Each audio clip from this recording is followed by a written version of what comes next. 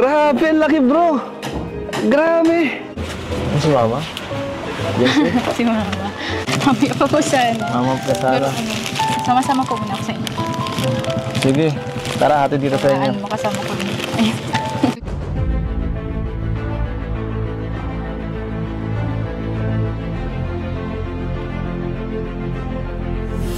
Ayun. Ayun, shoutout guys. Muli, welcome to my YouTube channel. Ito po si Kuya Julay, ang inyong katugang, ang inyong kalingap. Na muling bumabati po muna sa inyo ng magandang araw, magandang gabi. Saang sulok man po tayo ng mundo naroroon. At sa araw na ito, meron tayo panibagong vlog. Gawan po natin ng reaction video, yung vlog ni Kalingap Rab kay Beyonce at saka po kay Edge, yung part 47. At dito ho, nasabay naman ho yung 9th monthsary po nila. At syempre ho, hindi ho mawawala yung ilan po sa mga pakilig po nila dito. At syempre, i-highlight po natin yung update po ng pabahay kay Beyonce, na kung saan napakalaki po. Talagang ang ganda mga kabayan po natin. Pero syempre ho, bukod po doon, marami pong eksena uli, yung tipong nagpakilig po sa mga viewers ho natin. So, i-highlight po natin yung isa-isa. At syempre ho, yung tulong, yung ayuda ho na ibinibigay po ng Team Kalingap dito ho sa recipient. Pag-usapan po natin yan, maya-maya ng konti. Pero bago po yun, konting paalala po si Kuya Julay, baka sakaling meron pa po ditong hindi nakasubscribe sa ating YouTube channel. Huwag natin kalimutan, Julay Paunil. Tapos pakipindot lang po yung notification bell button para lagi po tayong updated sa aking mga video upload. Tapos yung ating Facebook page po, Julay Paunil 2.0. Suportahan po natin. Pwede po natin i-follow, pwede pong i-like at saka po i-share yung mga upload po natin dyan. Tapos sina Kuya Bal Santos Matubang, sina Kalingap Rab, Ate Edna Vlogs, Ruel of Malalag, si Japper Sniper, mga kasama nating reactors sa Kalingap, K-Boys, mga charity vloggers, at saka lahat ng Lingap partners ho. Suportahan din po natin. So maraming salamat po sa inyong lahat. Ngayon, tuloy na po tayo. Pag-usapan na ho natin, ito hong patungkol ho sa vlog ni Kalingap Rab sa EDC. Na ngayon nga po ay nasa part 47 na po. At marami pa rin pong sumusuporta ho sa mga vlog po ni Kalingap Rab kina Beyonce. Lalo na ho kapag po nandyan din po si Kalingap Eds. So ngayon ho, ang topic po natin, dalawa ang i-highlight po natin. Una, yung update po sa pabahay at saka po yung ilan sa mga pakilig po nung dalawa, yung pag-uusap po nila. Tapos alam niyo po ba na si Kalingap Eds po ay mama na ho yung tawag sa kanyang nanay o sa nanay po ni Beyonce. So mamaya ho, mapapasadahan ho natin yan. Pero maganda po siguro, unahin ko po muna yung update po sa pabahay. Talagang nakaka-amaze po ito. Panoorin natin. Pambira. Tingnan mo naman, oh. Tara, pasok tayo. Ay, nakabuhos na pala, no? Grabe, ganda, oh. Angas. Pambira. Tingnan mo, oh. Ayan yung details, oh. Makikita mo nyo na po agad. Ito magiging parang ano yan, terrace ba yan? Yan, oh. Gabay, yan. May gabay yan dyan, oh. Yan, oh. Ang ganda. Grabe. Open yan. Ganda nga. Oo, kitang salas may gabay dyan. Kwarto yun doon. Tapos balcony. Galing. Ganda ng pagka-design nila Supermax dito. Ay! Ang laki! Grabe! Ang laki bro! Grabe! Hindi ko na-expect na malaki pa dito. Wow! May CR! Galing! Grabe mga kalingap, nakakatuwa. Grabe! Tapos ito yung terrace, oh. Grabe! Wow, ang ganda! So ayun po mga kabayan po natin, ang ganda ho ng pabahay, dalawang palapag. Tapos meron pa pong area na full height siya, double height kumbaga. So elegante ho ang kakalabasan po niyan sigurado. Tapos kung yung mga finishing ho dyan ay talagang matitindi, talagang talo pa ho yung mga bahay sa subdivision. Kasi ito po malaki. Sa mga subdivision ho kasi, yung mga normal lang po talaga, limited po yung space. Pero dito po ang laki po niyan. So antabayanan po natin yan. So ngayon po, punta naman po natin yung patungkol naman po dito sa dalawa, si Edo ho at saka si Beyonce. Dahil dito po sa eksena dito mga kabayan natin, lumalabas si Beyonce ho, hindi alam na pinuntahan po ni Kalingap Eds. At ang dating po dito, si Kalingap Eds nagtanong-tanong po muna doon sa may bagas-bas kung nasaan si Beyonce kung nakita. At yun naman po pala si Beyonce ho ay nagbabike-bike. Hanggang sa nagkita na po sila. Ito po yun. Ang bihira. Saan ka nagpupunta? Alam mo namang mansari. Baka may okasyon ka. Baka may okasyon. Kung ano nang ginagawa mo. Ha? kakatapos lang po nung ano namin. Hmm? Nag-aaral po ako mag-bike eh. Galing mo na nga eh. Gusto mo na yata mag-motor ah. Oh. Happy Mansari. Thank you po. Bira. Kanina ka pa dito? Medyo po. Medyo. Medyo nga, pawis-pawisan ka na oh. Ay. Nagulat ka yata ah. Buti nga po at ano, sinabi po sa akin ng mga klase ko. Nandun po kami sa pinakadulo kanina.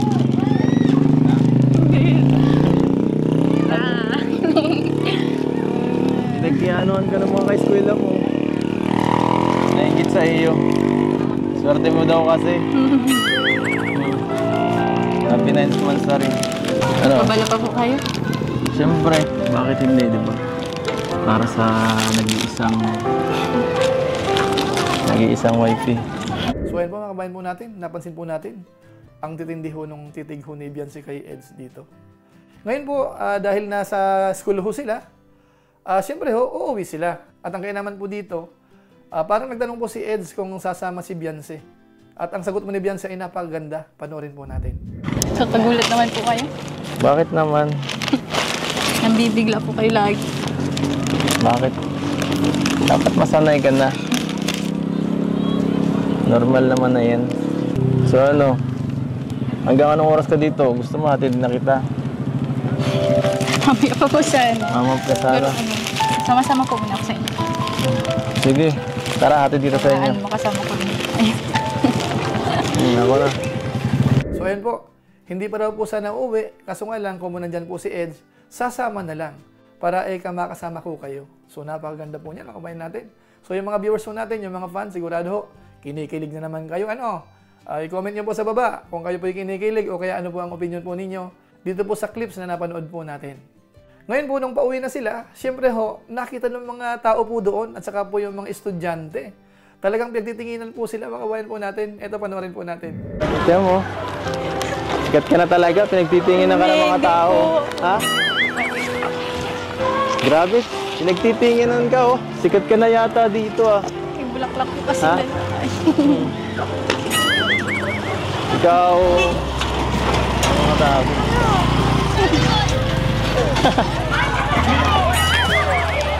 Oy! May nanalo na. May nanalo na. Ito na. Pambihira po yun. So yun po, kaya ho lalong bumilis yung lakad ni Biancy. Kaya halos ho naiiwanan na po si Kalingap Edo.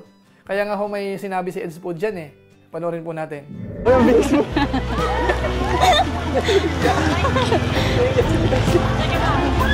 Huwag mo akong iwan dito. Grabe ka naman. Ano ba ginagawa mo? Ba't mo ako tinatakbuhan? Kinakahiya mo ba ako? Bilang hobby mo? Saan ka pupunta? So yun po, kinakahiya mo ba Eka ang hobby mo, mga kabayan natin?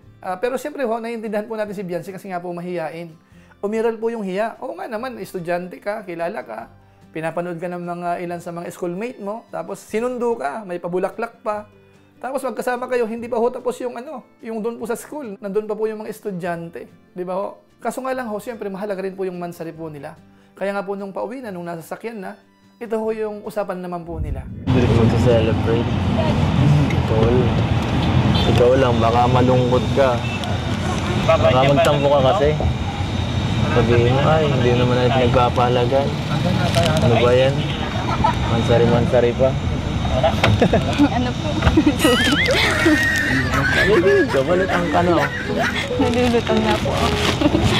Kayo po ay. So yan po, medyo ang dating po dito ay lutang ng konti si Biancy ho, kaya pinaulit niya po. Sabi ko, hindi pwedeng wala ako dito. Kung nagmansari, siyempre, dapat maramdaman mo siyempre na yung kahit yung presence ko lang pagka para parang lang, para mas feel natin na saka siyempre, kung bigay-bigay lang, pangit naman yung cake lang, ano naman pala yun, para mong silbihin pagka ganun lang yun. Baka magtampo ka pa yun. Sabi sabihin naman po ay mo. magpakilig. Ha? Sabihin mo. Hindi ako ano. Sabihin mo. Wala lang yung mansarin niya. Ganun lang pala yun. Bawal ka mapagod. Bawal ka na mapagod. Hindi po. Ha? Hindi po. Hindi ako nakikitang nahihirapan ka eh. At dyan po sa pag-uusap po nila na yan, nabanggit din po ni Kalingap Eds na parang ayaw niya pong nakikita na nahihirapan po si Beyonce. So sa makatuwid ho, kapag ho ganun ang concern ng isang lalaki, pinapahalagahan niya po yun. Kung ano man po ang mas malalim na dahilan, hindi ko na po sasabihin. Alam na po yun ng ating mga viewers. Ngayon puntahan po natin, ito ho ang matindi mga kabayan po natin. Ito ho talaga yung nakakatawa. Kahit ako po nung nanonood ako, talagang natawa rin po ako mga kabayan natin. Dahil nung dumating po doon sa bahay ni Beyonce, siyempre ho nandun yung nanay.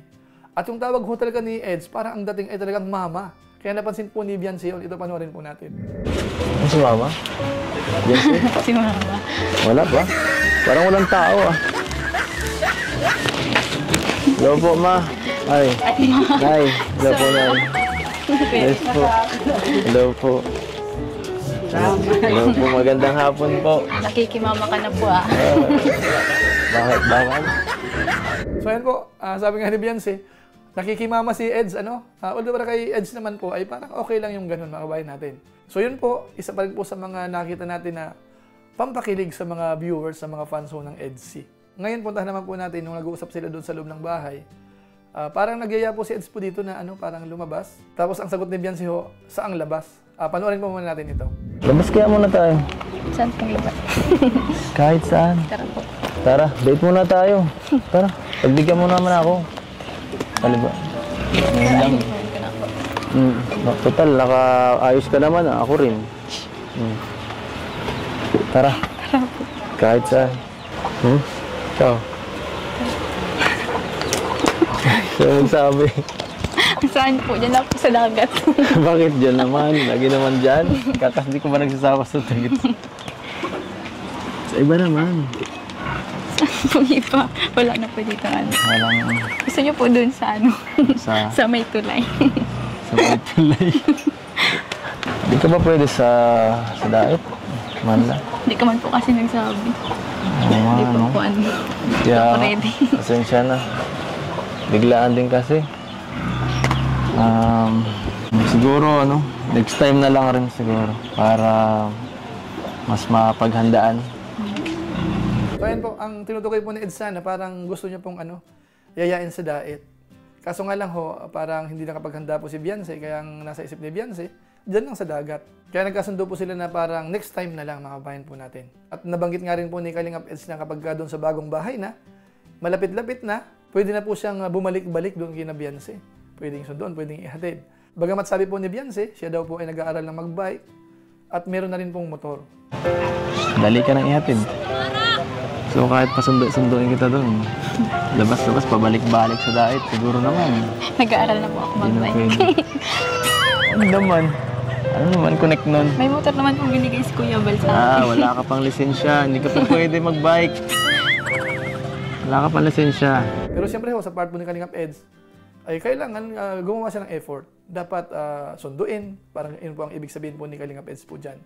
At maya-maya po ng konti, nakita natin, hinawakan ho ni Eds yung kamay ho ni Beyonce. At medyo matagal-tagal po yung holding hands. Panoorin po natin. Anong tingin yan? Hindi po kayo nasasali sa tingin. Okay na ang kamay mo. Pero sige, kung hindi ka talaga mapipilit ngayon, sige. Dito ka na muna. At hapon na rin kasi. At gagawin pa kami. Practice pa kami ng sayaw. Sayo po para saan? Ha? Para saan po yun sayo? Sa ano? Aabangan ko na naman po yan. Abangan mo.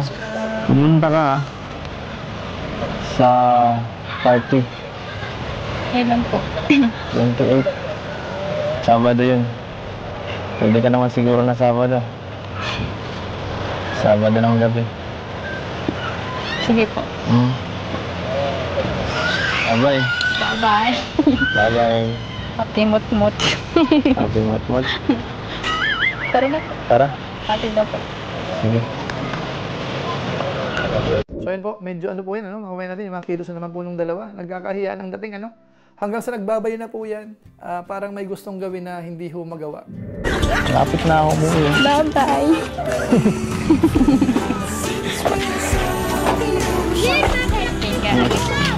Bye-bye.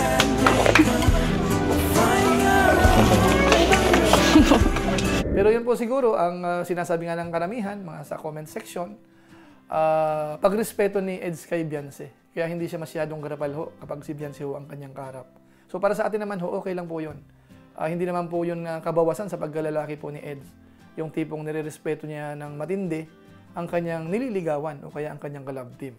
Ngayon po, bago tayo tuloy magtapos, dahil nasa Kalingap po tayo, yung episode na yun ay Kalingap yan, siyempre merong tulong ho. Ito panoorin po natin yung natanggap naman po ni Beyonce at saka po ni Eds po. Ito po yun.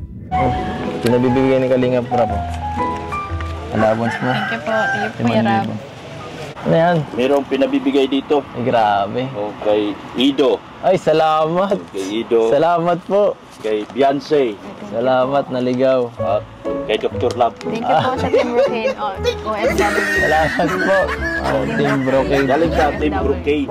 OFW. Thank you so much po. Team Brocade. Thank you so much po, Team Brocade. Grabe.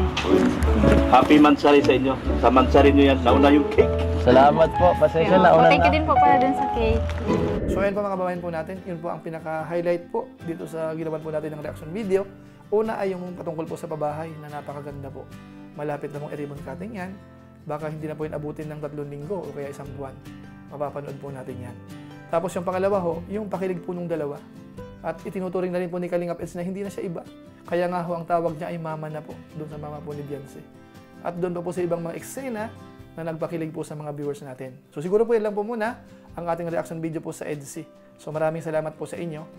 Pero siyempre po, hindi natin nakakalimutan ho ang i-shoutout yung ilan sa mga sumusuporta po sa atin.